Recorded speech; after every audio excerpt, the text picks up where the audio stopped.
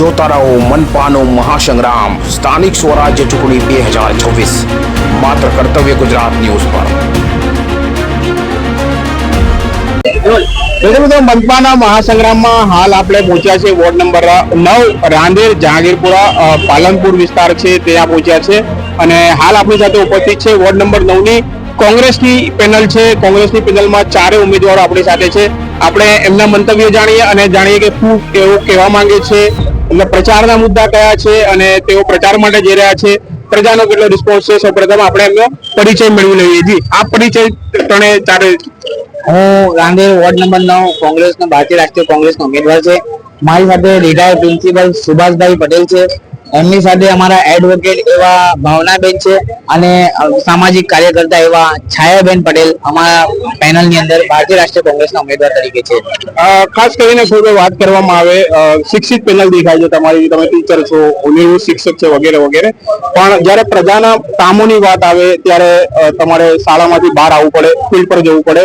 હાલ આપ જ્યારે જઈ રહ્યા છો પ્રચાર માટે, લોકોથી શું વાયદા વચન કરી રહ્યા છો અને પ્રજા તમને શા માટે વોટ આપે? મારો જે રાંદેર વિસ્તારનો વોર્ડ નંબર 9 નો જે વિસ્તાર છે, રાંદેર પાલનપુર પાટિયા જહાંગીરાબાદનો વિસ્તાર છે અને આ વિસ્તારની અંદર લગભગ 80% લોકો મધ્યમ વર્ગ અને ગરીબ વર્ગના લોકો રહે છે, જે રોજ રોટી કમાવા માટે નીકળે છે અને ખાય છે।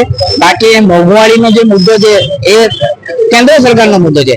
અમારી જે પ્રાથમિક જરૂરિયાત છે, પ્રાથમિક જરૂરિયાતની અંદર પાણી છે, રસ્તા છે, ગટર છે, સાફ સફાઈ છે, આરોગ્યની સુવિધાઓ છે, આ સુવિધાઓ છેલ્લા 20 વર્ષથી રાંદેર વોર્ડ નંબર 9 ની અંદર ભારતીય જનતા પાર્ટી હોવા છતાં કોઈ પણ પ્રકારની સુવિધા અમને મળી નથી।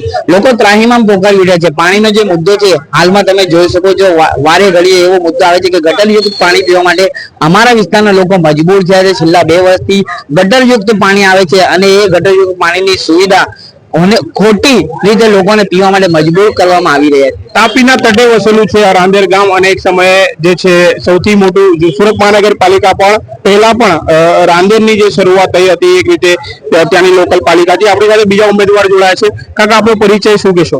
હું સુભાષભાઈ પટેલ, કોરી સમાજના આગેવાન છું, પછી ત્યારબાદ હું એક રિટાયર્ડ પ્રિન્સિપલ છું, બરાબર, અને હું રાંદેર વિસ્તારની અંદર રહું છું, વોર્ડ નંબર 9 માં। પ્રજા વચ્ચે આપ જઈ રહ્યા છો, શું મુદ્દાઓ લઈને જઈ રહ્યા છો, શા માટે પ્રજા આપને વોટ આપે? શિક્ષણ સાથે સંકળાયેલો હોય, જે નગર પ્રાથમિક શાળાની શિક્ષણ સ્કૂલો છે એ સ્કૂલોની આસપાસ ખૂબ જ પ્રકારની ગંદકી હોય, એ ગંદકીના કારણે બાળકોને બહુ સ્વાસ્થ્યને નુકસાન થાય છે, એ ને દૂર કરવાની પ્રાથમિક મારી રહેશે। પરંતુ ત્યારબાદ તમે નગર પ્રાથમિક શાળાની અંદર જુઓ કે એમને મળતા કિતાબ, ડ્રેસ, બૂટ, મોજા એને સમયસર મળતા જ નથી। દિવાળી પતી જાય પછી ચોપડા એમને આપવામાં આવે તો બાળક શું ભણવાનું? તો આ બાળકોને છે ને સમયસર પણ કાકા યુનિફોર્મ તો મળે છે બાળકોને, સારી શાળાઓ છે, આજ એવું થઈ ગયું છે કે સરકારી શાળાઓમાં એડમિશન માટે પડાપડી થાય છે, એ પણ તો દેખાય છે। એ દેખાય છે, પરંતુ એમને આ સમયસર જે સુવિધા છે એ મળી જવી જોઈએ। બીજી વસ્તુ એ છે કે આ વિસ્તારની અંદર ઉત્તર ભારતીયો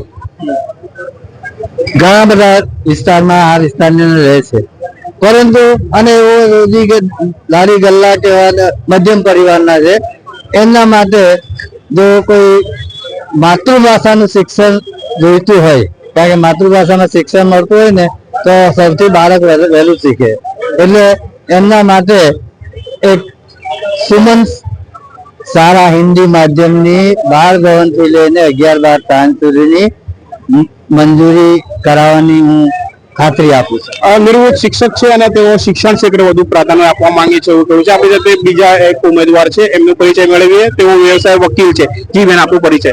જી, મારું નામ ભાવના લહેરીલાલ દરજી છે।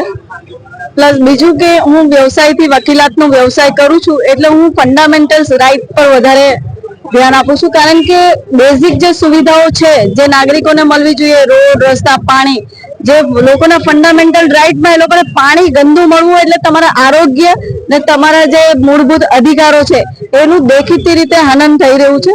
અમારી જે પેનલ તમે કીધું, જેમ બહુ સરસ વાત કરી કે શિક્ષિત પેનલ છે, એટલે અમે બધા અધિકારોને સમજીએ છીએ અને અમે બધાની જરૂરિયાતને બી સમજીએ છીએ. એટલે આવતાની સાથે જ અમે તરત જ બધાના મૂળભૂત અધિકારોનું જલ્દથી જલ્દ નિરાકરણ થાય એની પૂરેપૂરી આપના માધ્યમથી બાંહેધરી આપીએ છીએ.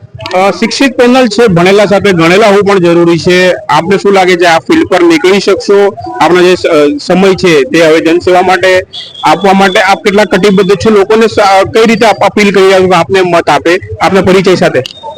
જી નમસ્તે, મારું નામ છાયા પટેલ છે. અમે લોકો શરૂઆતથી જ જમીની ધોરણના નેતા છે. અમે જમીનથી શરૂઆત કરી છે અને અમે લોકોના સવાલોને વાંચા આપી છે અને ખાસ કરીને સળગતા સવાલોને અમે વાંચા આપીએ જ છે. એટલે અમારી સાથે જનતા જોડાયેલી જ છે.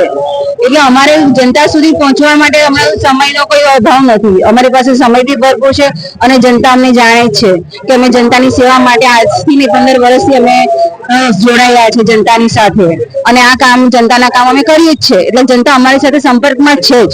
ભલે અમે એમના સુધી પહોંચી કે ન પહોંચી, પણ એ અમારા સુધી પહોંચી ચૂક્યા છે. તો ક્યાંક પાણી, આરોગ્ય, રોડ રસ્તા અને શિક્ષણ શાળાઓ વિશે આ પેનલ વાત કરી રહી છે અને આ પેનલ કહી શકાય કે પ્રજાના વોટ મેળવવા માટે કેટલી સફળ થાય છે કે કેમ તે આવનારા સમયમાં જોવું રહ્યું. વધુ એક પેનલ સાથે ફરી મળીશું. મારા કેમેરામેન પ્રિજાન જારા સાથે હું કાદિર શેખ, કર્તવ્ય ગુજરાત ન્યૂઝ, સુરત.